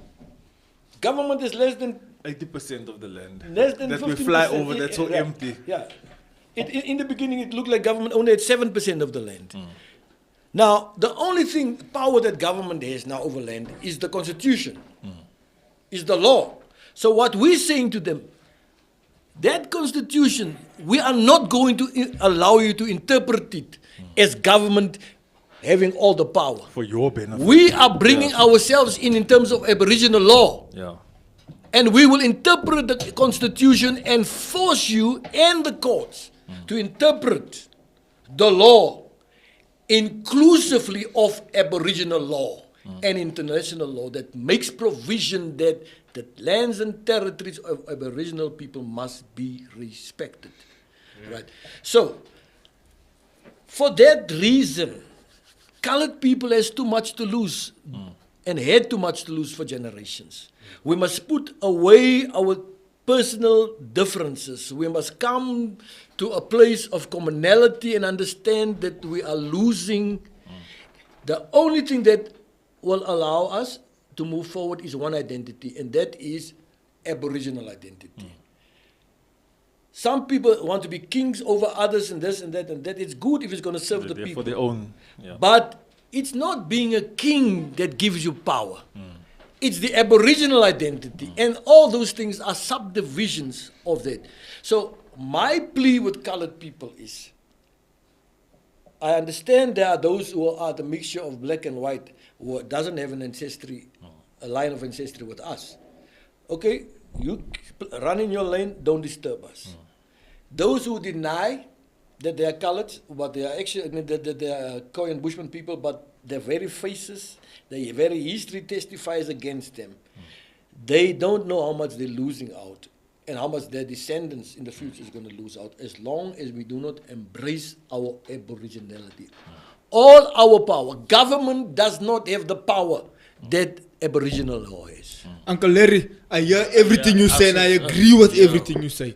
My gripe, how do I know who I am? Because at some point I need to be able to draw my line back to it. Because how do I draw my line back to it? Yeah. How do I But know it's also- that but my it's- but great-great-great-grandmother it's is a Khoi auntie? I want to answer It's that question. asking that question coupled with the fact that how do we claim back what's You ours? see, Because from it the is your- onset, Pastor Xavier mentioned, now you have this white person that build a multi-million rand company on this land Now listen to what I that's said. perhaps documented as well. The most powerful How thing. do we gain certain things back? Coupled with knowing But where that's a different question. My question it coincides, but that's what I'm saying. Coupled with knowing where we from. it coincides Can I and answer that? it coincides. That's a land question. this is an identity question, that's a land question, but it coincides, it meets up at the same point, No, right? that's the key. I was trying to give you the answer.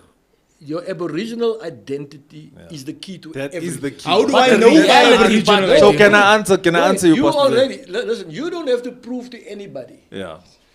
We're not at that stage. Just But I need to know that for Yeah, myself. you gotta know that for yourself But Uncle, because you already suspected it, you have proof now, but you want to know the detail of it, right? Because they burnt some of our paperwork there in Not Cape some. Town that time. They Not burnt some. their But- paperwork. Other paperwork is laying there in Holland. Or wherever the paperwork Right, is. but That remember, Dr. Ruben you Richard don't went to worry go look about for it. the Remember, paperwork. we want to create a space now where we come together and we're gonna get our laws together, the unwritten laws, and the laws that we know about, right? And then also reinforce the laws for where we are now in the world have functioning the under with adaptation. different. Okay, Uncle Eric, I'm asking us, how deep did you go into your ancestry? I haven't gone as deep as possible. Remember, for me, I've reached the point that an MEC, one of the previous MECs said to me, hey, you know what, when I look at you, I don't understand why you people want to claim your Khoisan and you look like white people. If you marry a person that is as white as you, the babies are going to be white. I said to him, that's not the issue. Yeah. We want our land back, Baba. I am the child of a woman that is a Khoi woman. Yeah, they must and fight for it. But do you know that for a fact? yes, Is a A fact. fact, it's a fact. my blood DNA test is the first thing that's going to prove it. So I want us to do Say- that. I want us so to can I answer have you, that on the table as a fact Yes. because then that's irrefutable. Yeah, but you see, There is not, nah, you that were, is- you were a bastard from this and this. listen. What we're saying is now let's just build something for all of us. That's the key there that Let's Uncle Larry is let's saying. claim back our identity because that identity gives us a right to have our own laws, to inherit everything that belongs to that identity. But what's that identity rooted in? So, That identity. wait, hold on. The DNA will show it. Can I, So can that's I, where I and the want to go. DNA I want us listen- to go there. Yeah, look. Not now if in the you go to- conversation, I'm saying- If you go to the Origin Center now at Wits, they'll test your blood and they'll tell you exactly who you are, what your lineage is, whatever is in you. Now that's what I want. Because I feel like that gives us it gives us something because at the that's more moment we're standing on hierdie en voet sing bietjie No, it's but- nie show An hier nie. important thing to understand is if you trace back, I've identified as for a long time as a colored person, and you can see where you come from. You can see you look like us. We look alike. We look like a people. You understand? And if you see that, okay, you predate when the colored term was first given to us, we were something else, and so forth. You go back into history, you begin to see that, okay, we are the indigenous people or the Aboriginal people of South Africa. Just by looking at who you are now, who were you before that, what were you classified before that, it's the same people that you're going back to. But would you then- suggest we do that exercise as a No, brown but person? that's personal. I don't object to people doing That's that. right, yeah. They should, It is a for personal your own exercise. thing, you can go and find out as you're a Hottentot, as you're a Griqua, as But you're- would you encourage that exercise? No, I don't discourage it. You see, in the long run, that's not the issue. Some Yeah. people want to come and claim personal kingdoms. the main issue First is we want settle- our because land, you see, Baba. you have to get your My land back land. by first By biggest having establishing, that route to say, hey, establishing. But here, Owens, here's the Listen, key. not Here's even- the- Government there's the key. there are some things that government cannot do for us. Yes, sir. Until we've done it. Yeah, and that's the The major first key. thing we must do is to unite as Aboriginal people under the Aboriginal identity and the Aboriginal claims. That's the answer. Then we must have a meeting with stakeholders Within inside, ourselves. supervised, ourselves. listen, Yeah. supervised by the international community and the government to help us find consensus amongst ourselves. Yes. Because everything belongs to us. I've written this document to Jacob Zuma. I've written it to. It's stamped by the Constitutional Court. It's stamped by the Parliament, the Secretary of Parliament. The Speaker of Parliament's office acknowledged the receipt of it. The President's office under Jacob Zuma has received it. Right. So what we are saying is we have our own laws, but the government must enable us to meet with each other and prevent conflict amongst each other through international supervision. Right? So, but they won't do that because as long as we don't have this resolved, the wrong people will steal the land. You heard on who own. You know, Indian people are only 1.5 million about in this country. But they own more land than Caucasian people. It's I'm talking, I don't have anything against Indians. It's because of unity. I'm just saying that we are the Aboriginal people. We don't have land to show. Come and tell you what. Okay, Go, I wanna hear what wait, Jesse wanted to say. give me a chance also. Go to El Dorado Park. Who owns all the stands? The business stands. Muslim community. Yes. Are the Indians own now the buys also? Yeah, Whatever. no, we're not talking about the new In ones, our the own country. shops and stuff. The center. No, we are not. Yeah, we know. I'm not just making an example. The Indian is not the oppressor. Yes, you're right. Right? He didn't rob land and do all those things. He's a little bit more strategic, and maybe he smuggled. Yes, but he didn't colonize us. But he's got more land than us. Fact. That's a fact. Then I mean, It's a in hard total, fact. 1.5 million Indians now. Let me tell you another thing. I will not reveal the detail of it. When we fulfill our plans, we will be a bigger nation than the Zulus, Of course. the Khoisan people. Because the people that are defined as colored does not make up the Khoisan. There are people who are not defined as colored but are Khoisan Bushman people, descendants. The We Paso know Whites. who they are. We're going to bring them together at a particular point in time. Big But we facts. first need to reach the consensus. That is going to make us politically the giant in this Stronger. country because on a political level we will be able to govern this country. Unity, by virtue guys. of the 12 million. Unity, guys. Now, Are you Jesse, what did you listening? want to say there, bro? No, I just wanted to say, like, I hear where Uncle Larry and LJ is coming from. For me personally, and I agree with it 100%. That's where I learned a lot from this topic itself because that's basically where my starting point is. It's not whether I'm Hottentot, whether I'm this or that. My starting point is Aboriginal. Yes. I know I'm the owner of a land now. That's I why can- then you must join GEXA, the greater, look at how we termed it, the greater Aboriginal community, which means Yeah. Put us on there, Uncle Larry. it's inclusive. Yeah. Because you can't go and run, I'm the Corona king now, you want to make a claim to government. We will block you ourselves. We're going to settle the collective issue. So Where, what? where can we get this? But that's the key, as a brown person, where can we get this? I think there's information. You here must that- become part of what we do because our fight with government is on. He's the asking where do broad we space. click a link or something? Yeah, we'll speak about that. Because remember, I told you a lot of the stuff is intellectual property. And what we've discovered. But if we with want to register, a lot of sign colored up. people, they see your stuff and then someone jumps out of the bush and he wants to go with your idea like it's his and then destroys the whole agenda. So we have to be protective of what we're doing, right? And strategic. And let me tell you, all our organizations, Agents out there. there is no other organization in this country except the Khoisan Council. They call it now the Khoisan Council, who are actually the puppets of the ANC government. NKC. Yeah, the NKC. The agents. The only other people that government takes note of is GEXA. When we call a meeting with anybody in government, they respond. Why? We have the facts. Now, I can't let this facts, because in the past, I've seen how people, you They go run into a with it, meeting, yeah. and then they run with your stuff, and they go sell out the facts. They're not even going to make a claim for the nation. They want to go use that fact to get get different something for motive now. themselves. To get land so they can sell. You it. know, in 2015, I had a meeting with under Nkunti. They wanted to make a deal with me for the 10th province, for the Khoisan. No one, not even the NKC, was negotiated on the level. I stalled it. I said to them, Even for with us the to speak, secession of the my Cape. initial claim to them is, I want 500 billion rand from you. Not for me, for our people. You know what they came? They had a meeting with me on 17 June 2016. Yeah. The day after June 16.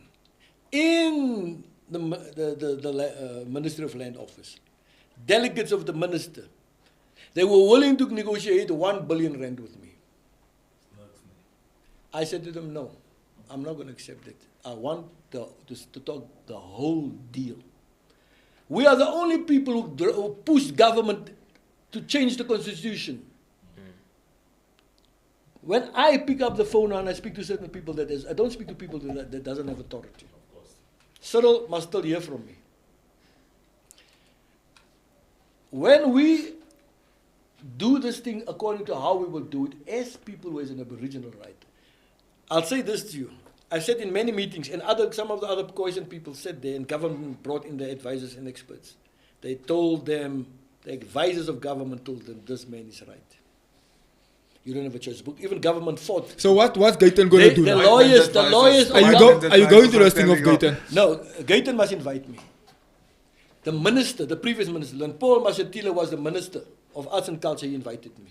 I gate crash. I got a minister. No. Is there invitations to it? Is it open to the public? I don't know. He said he's not going to invite it. He doesn't know who he's dealing with.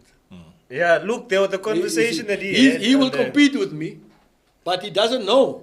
When I come to dereliction of duty, he loses ministership tomorrow. Clary. Because he is obligated to speak to me. You're on the mic. Yeah. But are you picking that Get up? closer to the mic. Look, the most Get a important document. thing. No, Everything I just being want to say said. this. Whatever we discuss as people, government has a duty to speak to us. A legal It's just Khoisan people who claim to be leaders always obstruct each other. I don't even know whether Gayton has the experience as a minister to handle such a meeting. Because he invites, I'm not going to select, I'm going to invite everybody. Oh, you're creating trouble. Those people that must be in such a meeting must be delegates of communities and interest groups and stakeholders. Not every Jan Rapp and say, Maat, it's going to be confusing. Right? I will not go to an official meeting called by the minister and then he disrespects me. He'll find out that he has an obligation. If I phone his director general will tell him, listen, minister, you're just the minister. This is not the PA. And whether people agree with you, you have an obligation as the minister. Right?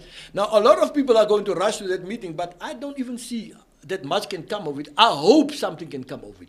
Right? But if you already say any Dick, Tom, and Harry can come, not any Dick, Tom, and Larry. At least any Dick, Tom, and Larry. Then it was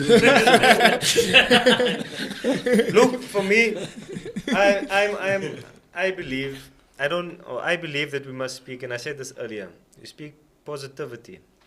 And I'm not going to come out, and this is your opinion, of the Cape Town's, the Western Cape's leaders, and whatever the case being. The confusion. I believe we can stand together. We can come together in the meeting and agree on something, regardless of Gayton's intention or whatever he wants to do. I don't care.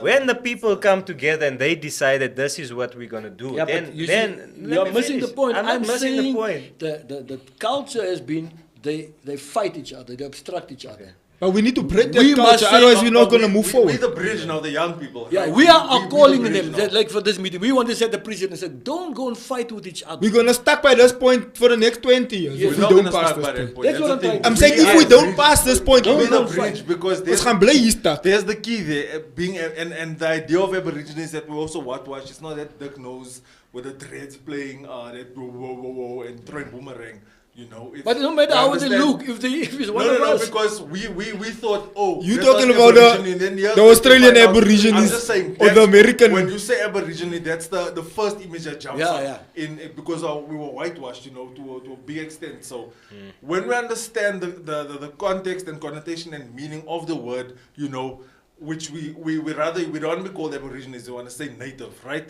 It sounds better, right? But there's Native American is now okay now. But it's I'm No, saying. but we are the natives. You see, so if are- But whether it's, we it's, say it's native- basically the same thing, bruh. But Those are I'm just saying all now just It's the same thing. no, but I'm saying It's the just term. terms. That's what I'm saying. It's the term. When you say Aborigine, first thing you hear to wow. That's the first thing, right? But that's Oh, Australian yeah. Aborigine. No, but I'm saying when you say Aborigine, the first thing that pops up in your mind is that you know that they- Outdated, you see, stupid. So again, Poor. it's small things. Whether we're finding out our history, you know, and Uncle Larry, you are right, you know, because when those of us that trace, there is Dutch, there is Semitic, there is Khoi, right? From Bruh, I got Dutch from and my Semitic journey. mad, bruh. From my Right side, here by my Uma. Yeah, from my side, right? It's Dutch, it's Semitic, it's San and Khoi, right? And Bantu. I got the same. So, me, I'm just saying. Maybe that's- we cousins. You know when Khalid says the keys, that's the key there. Unity, U-N-I-T-Y, you know. Keys, guys. U-N-I-T-Y. It sounds funny, but unity is the key. Guys, we're gonna have to call it a day. Yeah, We mustn't I'm get just going to lost. say, I think in Gauteng, I think there's much more, there's dear Makar here and there, but I think we have much more consensus and we respect each other more than in the Cape and other provinces. That's why I'm careful. I'm saying in what I said that Gayton doesn't know what he put himself in. This thing must be properly coordinated. You must discern who must come. A person must come as a delegate. You can't come from the street speaking in whose interest or speaking on behalf of your brother and your sister and two people in your street. It's in the interest of an Aboriginal community. I don't know how they're going to deal with it because still there's no agenda. How do you walk in there for a meeting on such magnitude, of such magnitude? I'm concerned about, I'm raising my concerns, but I'm saying to people, find a way to walk in there and not to fight. Keep the minister accountable to have an agenda and to have order in the meeting so that we will not come back from that meeting and say, Khoisan people cannot agree. You know, Ellen Buzak, I met him, he just came from America back to South Africa to come and live here permanently. So I found him in this, what is this hotel, the guy, Cecil John Rhodes Hotel. And he calls me, he wanted certain information of me. So when we discussed about what, for something that he was looking in the hotel. So I'm saying to him, you know what, I was a follower of you. I supported you in the UDF, and you have been the most profound man in the struggle. While ANC people were in jail or in exile, you took this thing to the next level, to the United Democratic Front. And I really want to show respect to you for that. I'm one of your foot soldiers. And I said, but can you do this now for us now that we are in this Aboriginal struggle? Isn't there something that you can do to join us and help us push this thing to the next level? You know what he said to me? The Aboriginal people or the Khoisan people will never unite. Never. And he makes his voice something like that. I will not waste my time to do that. So But therein lies the problem. yeah, this is what he's saying. Now, This is what prominent people like that says it will never happen. But I will tell you what I didn't tell you. My grandmother said to me at the age of 10. when I was 10, you are colored today. We're coming from the Greek, but she says, in your lifetime, according to the prophecies of Andries Stockholm Lefleer, she called him our prophet. He was married into the Greek, was the leader of the Greek people. cuts. No man. It's the Korana man. Okay, he was married into that family. And he did most of the Greek church part. So there wasn't kings and stuff, but you have a right to form a kingdom. It's okay. But she said to me, many of the prophecies has come, and she named some of the prophecies that came to pass. She said, but in your day, in your lifetime, we will become a nation again. And 3 years ago, Cyril Ramaphosa signed the law acknowledging us. But it's going to come from us, Larry. No, listen. Facts. The first thing happened, while that prophecy came to pass, the president signed a law that we are not happy with, but acknowledging that we are a nation in the constitution of this country, as the president. The rest must unfold. We are like the Jewish people who were scattered, who were dismantled, displaced, and this point of time. That's why I said I opened this conversation. There's nothing like an idea, or as powerful as an idea whose time has come. We are at that place now. We are now, according to the prophecies, and I want to highlight that, according to the prophecies made long ago, in the 1800s and later into the 1900s, those prophecies are being fulfilled. We are now recognized for the first time by the government, of which the president signed something into law. Guys, we're going to have to call it a night. Let's get some closing remarks from Sean, and then we'll come down the line, and then we'll close from our guests, and then we'll call it a day. Let's keep them as concise as possible. Me, I'm just saying, guys, you'll heard the keys. UNITY. You know, let's do this thing. Let's do it properly. Yeah, no, from my side, thank you so much for joining us today. Learned a lot. Gonna take us, move forward with it, run with it, and You know what? We need I would to love to go. get We need to Uncle go. Larry in a We room need to with go deeper into this conversation. But we will. yeah. And then on Larry Jr.'s points, I agree 100% with him on that. I don't know if it's because we are so young and what, but I feel like this whether you color what that just divides us further again. And it's like, okay, we're missing the main point now. And again, it comes back to what Sean just said, that whole unity thing. Now you want to first fight, are you a color, are you this, are you there? Let's get into the room. Let's first discuss this main thing here that we're sitting with a land problem that we have. And then we move forward from there. So yeah, that's from me. Bro, do you have comments and stuff there? Yeah, there's been a bunch of comments here, bro. Robbie says, bring up the recorded marriage in the Cape in about, and this was 1666. So yeah, then Haiti says Larry Jr. holds the key to moving ahead for brown people to regain leadership of the future by finding themselves as custodians of the common denominator, which is the creator/creation. That's from Blazing Fire.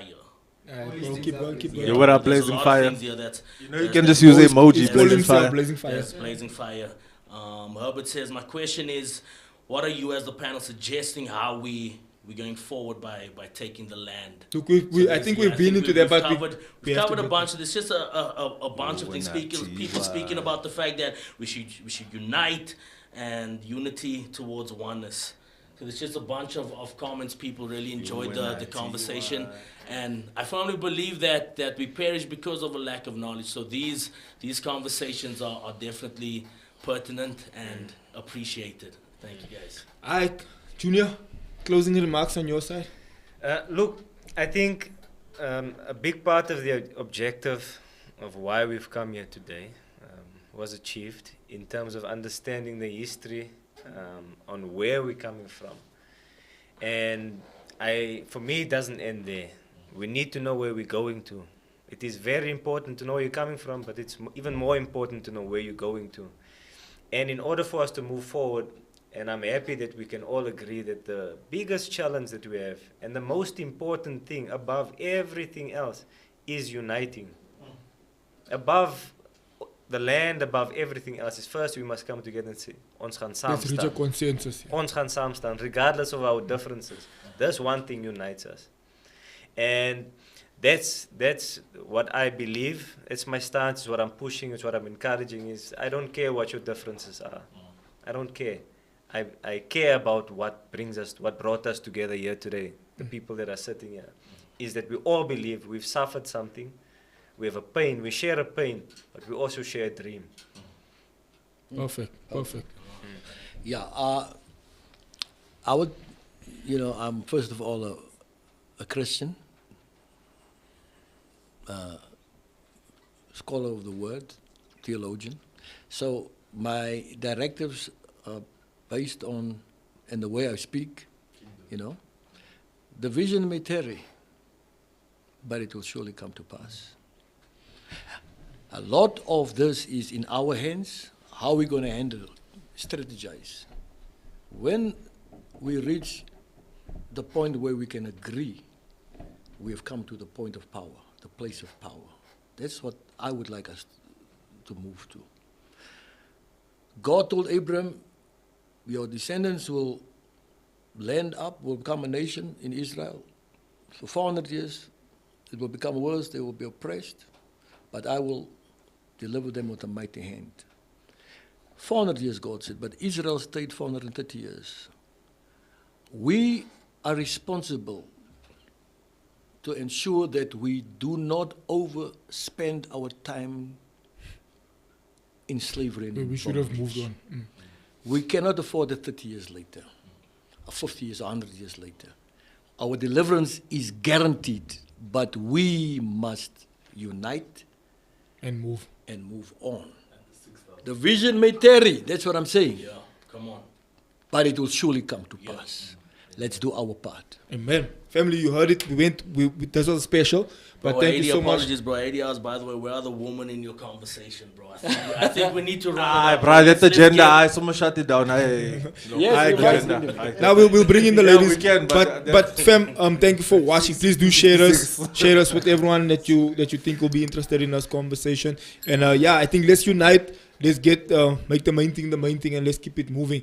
But again, let's find an identity that we know. This is what we're standing on. This is where we're going. This is what we're uniting on. And let's move forward. Young ones. See you on the next one. Love you. Goodbye. Morning, ladies and gentlemen. Welcome to it. Good morning to the folks. What up to the youngins and bless up to the world. And then Tay just put your info on blast like that. It's what the people want to know, bro. My bad. Nah, bro. Yeah.